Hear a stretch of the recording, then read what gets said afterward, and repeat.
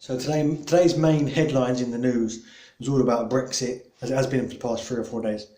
Theresa May's premiership, whether that's under threat, and one Tory MP who said that he believes the 48 letters needed to trigger a vote of confidence may be in by the end of the day. So we'll see by the end of today how Theresa May is doing. But I want to discuss a minor headline, same as I did yesterday. I want to discuss a small headline, which is regarding a school in which a teacher in a school has come out publicly and said that she believes that there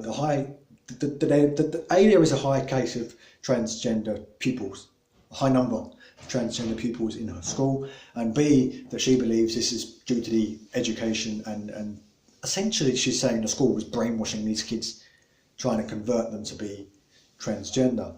Now, the thing that piqued my interest in this is she mentioned that a lot of these kids are autistic. And that's what got my back up. That's what made me want to make this video, because being the father of an autistic son, this is something that, so you're saying because they're autistic, they're being impressioned into being transgender, which I think is a load of shit. So I want to take you back in time a little bit. Back to when the UK started moving away from traditional conservative Christianism or Christian beliefs. How many times do you think when society started teaching about sex and reproduction and sexual feelings, schools? Obviously back then it was all primarily straight, male to female sex. That was the entire discussion. How many times do you reckon that these conservative Christians in society were coming up with rumours to say, oh yeah, all these kids, if we teach them about sex, they're going to go off and have loads of sex and have loads of babies and loads of alcohol and loads of drugs, and they're going to become Satanists, devil worshippers and all this. I'm willing to bet it's a lot. In fact, if any of you can dig up any old, newspaper articles, magazine rumour things, any of that, like Hello Magazine type shit, during that period, I'd really like to see it, because I'm willing to bet that there was quite a few.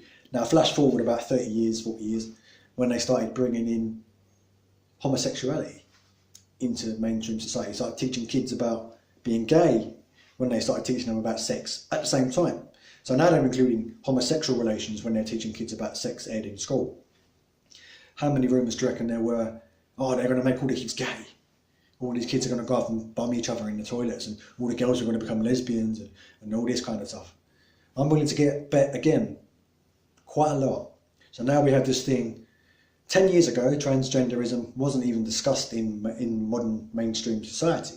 It was just mainly discussed amongst people who had a transgender relative or a friend. It wasn't discussed openly in the media as it is now in 2018.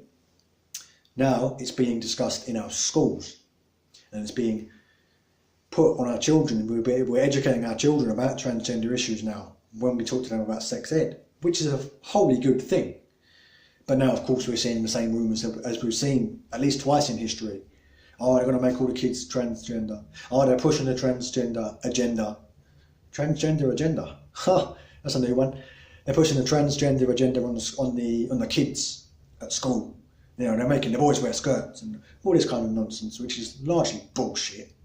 In fact, 98% bullshit. Now, I'm the first one to criticise when I see this kind of progressivism going too far, or becoming silly, if you will. For instance, when they wanted to rename gingerbread men gingerbread people. For fuck's sake, it's a biscuit. Just eat the fucking thing, and let's get on to the actual issues, things like this, where attitudes towards transgender people are becoming so suspicious and paranoid. And if you're a man who has transitioned into a woman, so if you're a transgender man who's become a woman, you're 20% more likely to commit suicide. Why? Because of attitudes like this, mainly, in my belief. Obviously, I'm not a trans man or a trans woman. I wouldn't know. But my belief is it's mainly because of attitudes like this, that trans people are to be feared. They're brainwashing the kids. They're going to go into our toilets and rape us. It's the same sort of wavelength of thinking. If you have a problem with a trans woman using the male toilets or using the female toilets, it's the same sort of thinking. Transgender people are suspicious, they're to be feared, they're up to something. It's all ridiculous conspiracy theory bullshit. Trans people are just people like you or me. The only difference is I'm comfortable in the skin that I was assigned at birth and in the gender that I was given at birth. I'm fine with that. I'm happy with that. I can live my life. Some people aren't. Some people want to change. That's entirely up to them. It's their life, their body, their business.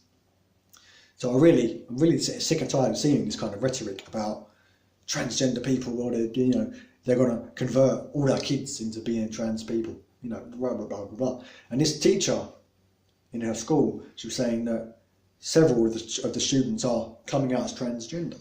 Now that's not because of some weird conversion cult that's going around in the schools. All that is these kids are discovering themselves, and they're able to come out openly as trans. Whereas 10 years ago, they wouldn't do it. In fact, I'd say the kids from 10 years ago who were transgender in school 10 years ago, they're probably only coming out now, because now mainstream society is starting to sort of tolerate and accept transgender people.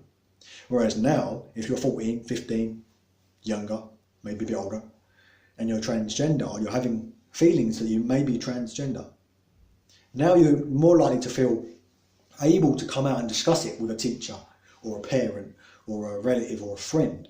Whereas 10 years ago, you would feel obliged to push that down and not discuss it. Same way 30 years ago, 40 years ago, you would feel obliged to push down homosexual feelings and not talk about it.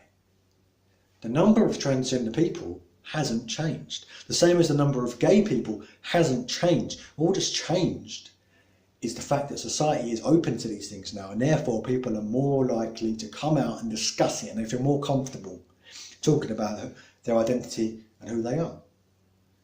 So let's cut out the nonsense. Let's teach our kids about all different backgrounds and identities and sexualities and gender issues.